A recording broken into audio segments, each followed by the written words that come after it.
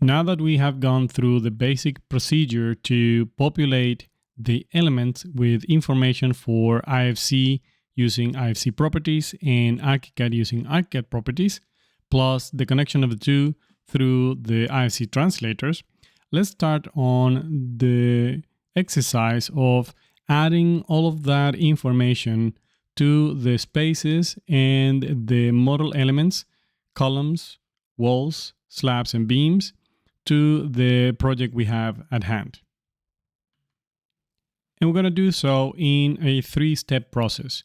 We're going to start by identifying the elements and then provide them with a classification. That is, with a uniclass classification such that they can then get the copy properties. Then we're going to add the component property values that we'll need.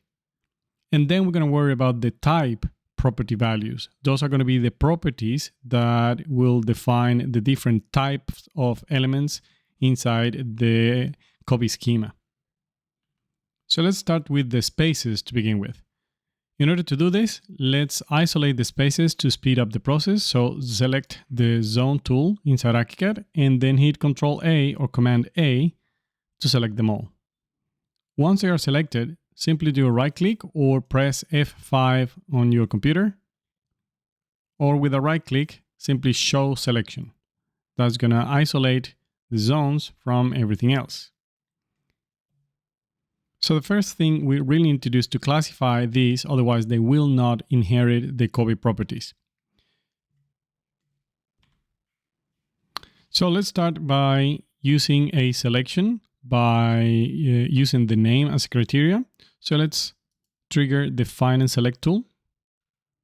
And now let's start with a typical floor. Let's say this floor number 2. Select that zone. Copy the settings, which is going to select the type of element right there. And let's add the name of the zone. Like so. So let's bring in, once again, grabbing those properties. And let's select all of them, the spaces, all of the zones that are open office. So click on plus. And then we get all of those in that range. Now that we have them selected, then we can do a selection set change. So once again, you can use the menu Edit. And then Element Settings, Edit Selection Set, or Ctrl-Shift-T. And now that we have it selected this way, let's classify them in the uniclass system. And then let's look for Open Office. So type in Open Office and you should get the class SL201561 and choose that.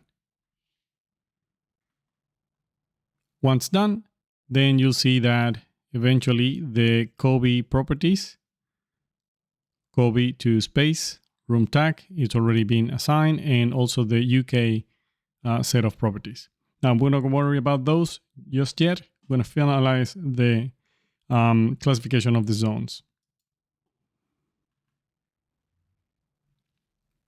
Okay, so those are done. Now let's continue with the other common spaces, the circulation and the stairs. So let's select the stair space on the top, copy those settings, click on plus to add all of the vertical related spaces. And let's classify that using, once again, the Edit Selection Set, Ctrl-Shift-T or Command-Shift-T. Go for Uniclass.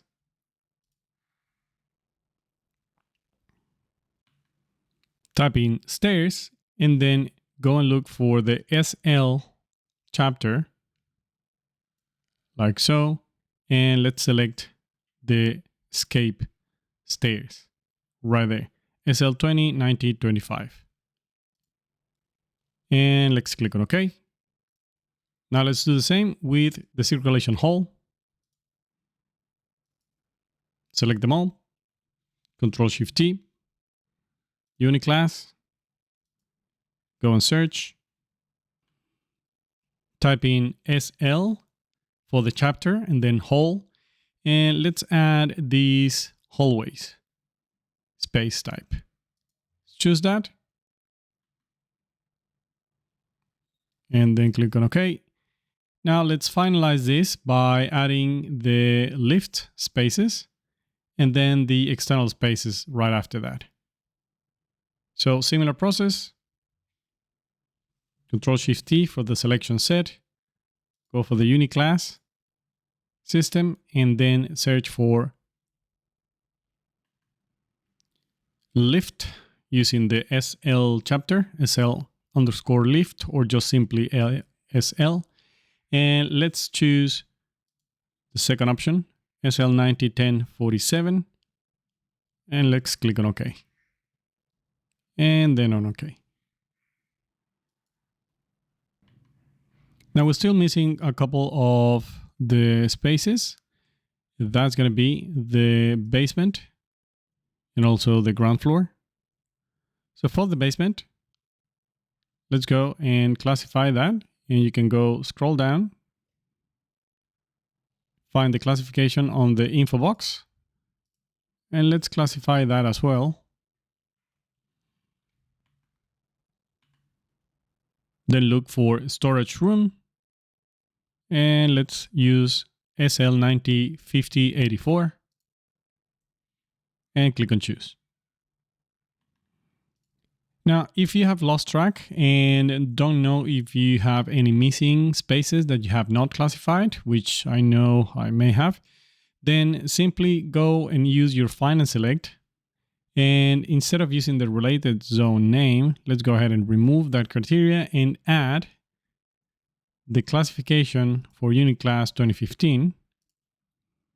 And let's check if there's anything on the view that is not in branch of the SL or spaces chapter. Just go and select spaces and locations, choose that. And now click on plus. And you'll see that I do have some spaces there that are not quite classified. Among those, I actually have 31 of those according to this. So you can easily isolate this once again by doing a right click and click on show only the selection. Now you have the ability to go and check only those elements. So what are we missing? We're missing the bathroom spaces. We're missing the shaft.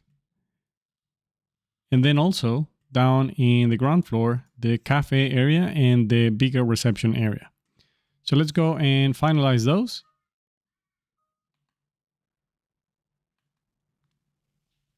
So let's use the find and select tool again just to classify those elements. So let's go back to the zone name, related zone name, and pick up the parameters from the bathroom. Then once again, Control-Shift-T, uniclass,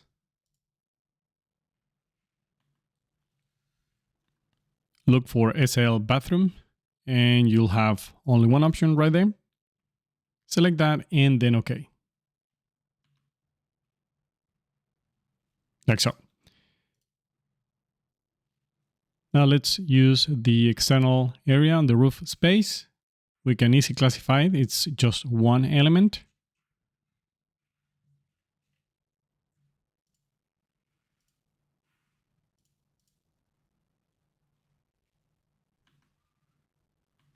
And let's use living roof areas.